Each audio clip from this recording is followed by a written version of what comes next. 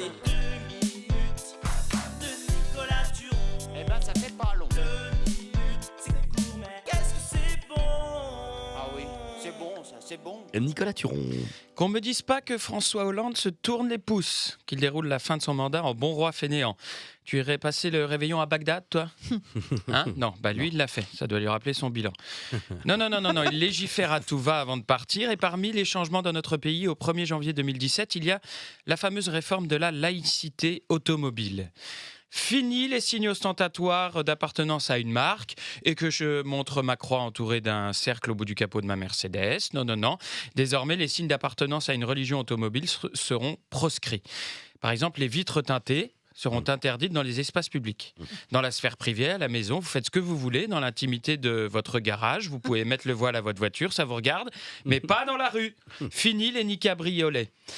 L'interdiction du voile fumé pour cacher le visage ne concerne que les vitres, attention. Hein. De toute façon, le gars qui avait prévu de voiler ses roues, il n'avait pas compris grand-chose au principe de l'automobile. Eh bien, moi, je suis pour aller plus loin. Oui, dans le milieu de la bagnole, il faut faire des concessions. Oh, joli. Rendons... Ah oui. Ça y est, Frédéric si. Rendons obligatoire la voiture neutre, comme pour les paquets de clopes. Arrêtons les Italiennes bien roulées qui se la pètent avec leurs rouges jantes, les Allemandes solides. Non, faisons une voiture neutre, grise, sans signe particulier. Comme ça, pour une fois, c'est Renault qui aura 20 ans d'avance. Ah, si, Renault, la marque de voiture, elle a suivi la même évolution que Renault, le chanteur. Aujourd'hui, elle ne consomme presque plus rien, mais elle a toujours une sale gueule.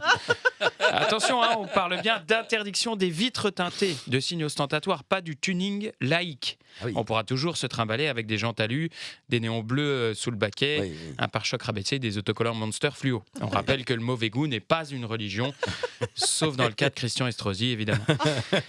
C'est marrant tout de même de la part de François Hollande de vouloir interdire les vitres teintées sur les bagnoles, alors que moi, à chaque fois que je croise un gros sur un scooter, je pense à lui en me disant que question discrétion, le François, il est plus fumé que les vitres de sa bagnole présidentielle.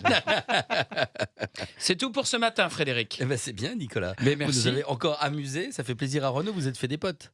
Qui ça, Renaud le chanteur? Non, les deux, Renaud le chanteur et le marque automobile. Très bien. Bon, ni l'un ni l'autre n'étaient dans mes potes, mais j'ai pas prévu que ça le devienne.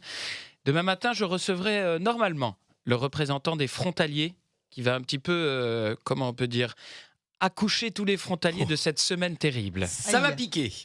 Rendez-vous demain matin avec grand plaisir, Nicolas Absolument. Turon. Bonne journée, bon jeudi. Les 2 minutes de Nicolas Turon à retrouver sur francebleu.fr.